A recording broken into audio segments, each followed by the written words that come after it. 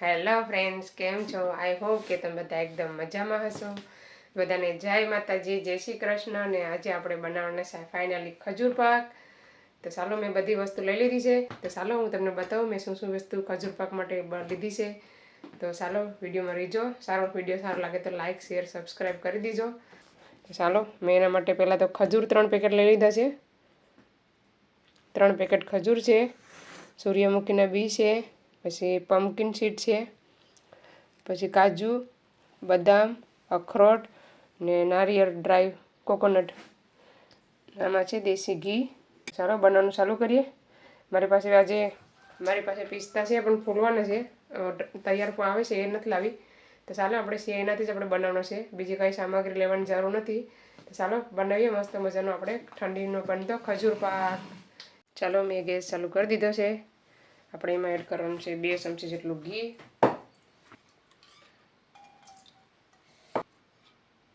આપણે ડ્રાય થોડોક વધારે છે એટલે થોડુંક વધારે ઘી લેવાનું છે. ચાલો હવે આપણે ઘીને જરાક થાય એટલે આપણે નાખી દેવાના. પહેલાં નાખવાનું છે બદામ, કાજુ, અખરોટ. ચાલો આપણે બધાને પહેલાં મિક્સ કરીને થવા દઈએ થોડીક વાર.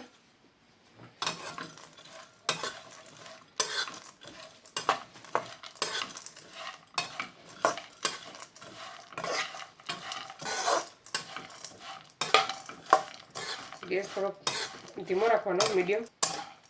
અહીં છે મેં કાજુ બદામ ને અખરોટને છે ને કાંટાથી નાના પીસ કરી નાખાશ. મિક્સરમાં કરો તો આ ભૂકો થઈ જાય.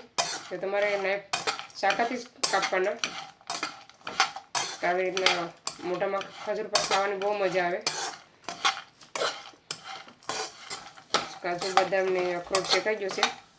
હવે આપણે આ સીડ એડ કરી દેવાનો છે.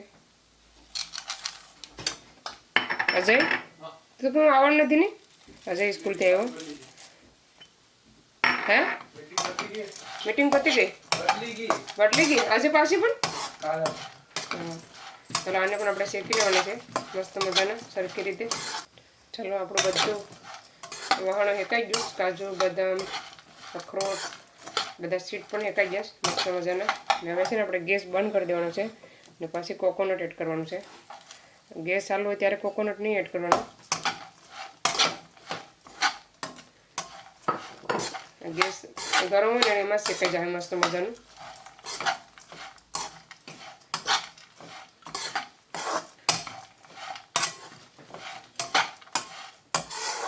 ચાલો હવે લઈ લઈએ થાળીમાં. બધું શેકાઈ ગયું મસ્ત મજાનું.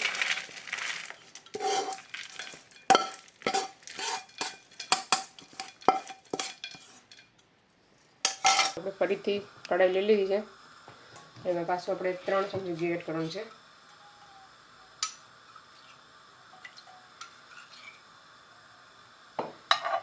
એડ કરી દેવાનું છે ખજૂર. તમે ખજૂરને થોડીક વાર બાફીને પણ લઈ શકો. મેં એમને જ લીધો. હવે એને આપણે મિક્સ કરતું જવાનું આવી રીતના.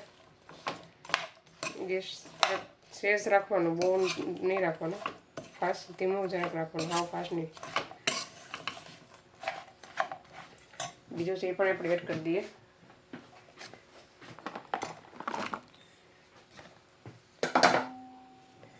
આ થોડોક છે ને કડક છે, એ પણ ધીમે ધીમે પાકી જાય મસ્ત મજાનો બધો થઈ જાય. પછી આવી રીતના પાઉંભાજીનું મેસર હોય ને, નથી કે ગ્લાસ હોય કે કરસો હોય ને, આવી રીતના મેશ કરતું જવાનું. તો એ મસ્ત મજાનું પાકી જાય. મારે જરાક પાકી જાય ને તો હું આવી રીતના ફ્રેશ કરું ને તો મસ્ત મજાનું ઓગળી જાય, બધું સરસ મજાનું પાકી જાય. ચાલો 5 મિનિટ પછી જોઈ શકો છો આપણો ખજૂર અડધો પાકી ગયો છે. પછી આપણે આવી રીતના પકાવતા જ રહેવાનું છે. આ મેશ થાય ને ત્યાં સુધી એને ફેરવતો રહેવાનો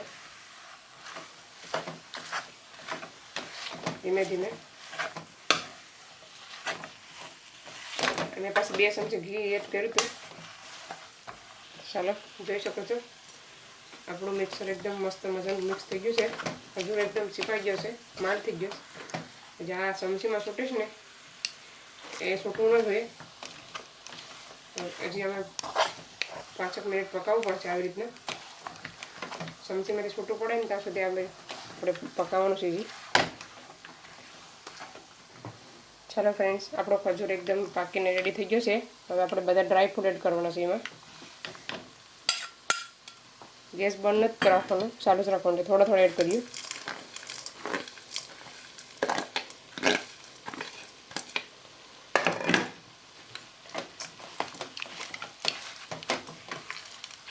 ફેરવતા જાઓ, મિક્સ કરતા જાઓ આવી રીતના.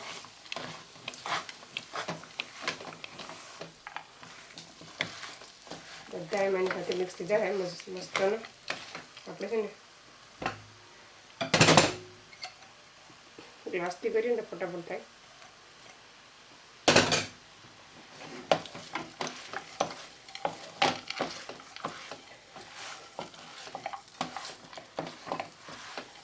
થોડાક વેટ કરશું, બીજા રહેવા દેવું, કેમ કે મેં વધારે કરેલા છે.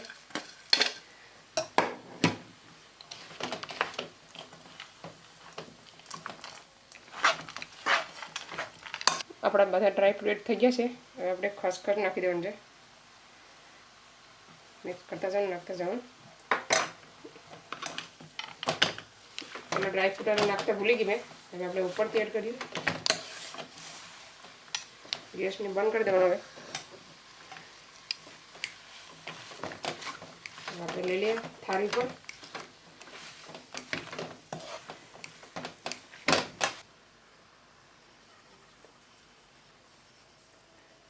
ચાલો આપણે હવે થાળીમાં લઈ લઈએ ને મસ્ત મજાનું.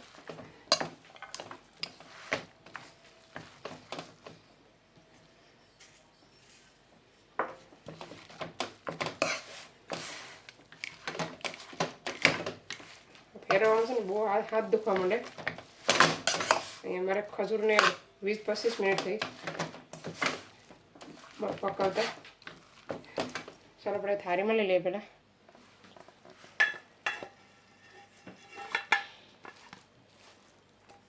ચાલો અને આપણે તમે પ્લેટમાં પણ તમારી પાસે ટ્રે કે પ્લેટ હોય એની પર લઈ શકો. મારી પાસે થાળી છે તો હું થાળીમાં એને આવી રીતના પેલા બધી છૂટી હોય એને કાઢી નાખવાનું. પછી વાટકો લઈ લેવાનો તેલ લગાવીને. પાછળ ઘી લગાવી તો ચાલે.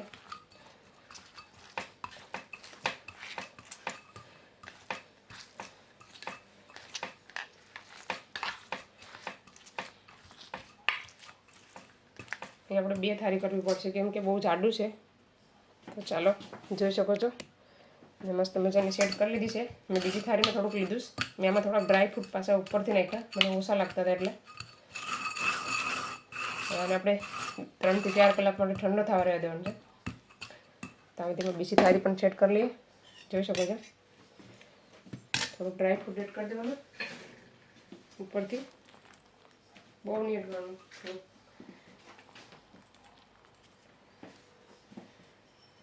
થોડા ખસખસ,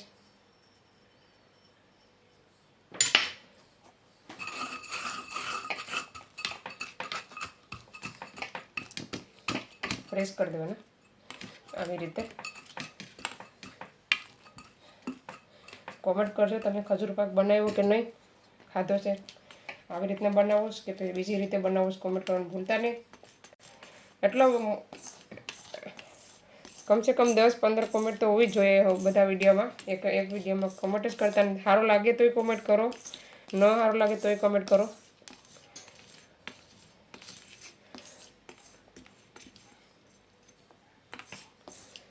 ચાલો ઠંડો થાય પછી આપણે એના કાપા કરવાના છે મસ્ત મજાના. તો 2 થાળી આપણો ખજૂર પાક બનીને એકદમ રેડી થઈ ગયો. જોઈ શકો છો.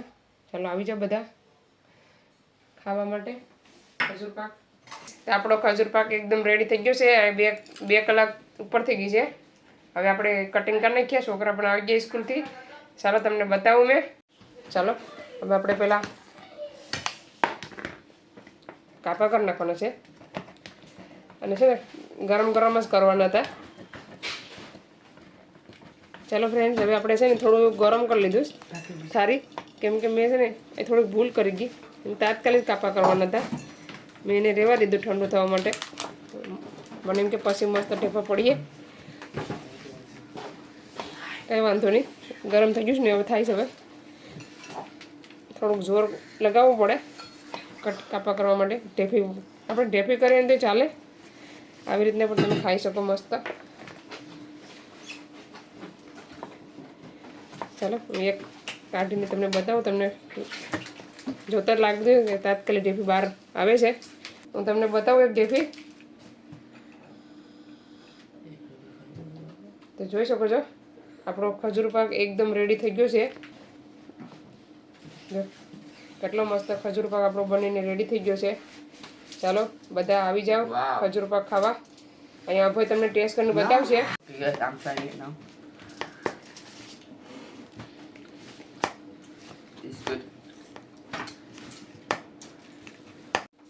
ચાલો તો આપણે બંનેમાં કાપા લગાવી દીધા. જોઈ શકો છો ખજૂર પાક એકદમ મસ્ત મજાનો બની ગયો છે. ઢેફાઈ મસ્ત નીકળે છે. તો ચાલો ફ્રેન્ડ્સ, તો હવે છોકરાએ ટેસ્ટ કરી લીધો ખજૂર પાક. કેવો લાગ્યો હેતુ? Very nice. વેરી નાઇસ હતો. મેં અત્યારે ખાઈ, હું પછી ખાઈ. તો ચાલો હવે આ વિડીયોને એન્ડ કરી દઈએ. મજા આવે ગાડીમાં તને? કેવી મજા આવે? બહુ મજા આવે. હે આખો અઠવાડિયે આખી વીક મૂકો અહીંયા લોકો? હવે ભાઈ તો હેતની તો ઠંડીમાં જલસા પડી જાય હે ગાડીમાં. કા તો હવે વિડીયો એન્ડ કરી દે. કરો વિડીયો એન્ડ. ચલો ગાઈસ, આ વિડીયો આયા એન્ડ કર્યો. વિડીયો સારો લાગે તો લાઈક કરો, શેર કરો, સબસ્ક્રાઇબ કરી લો. મળીશું નવા વિડીયોમાં. ત્યાં સુધી બાય બાય. જય શ્રી કૃષ્ણ.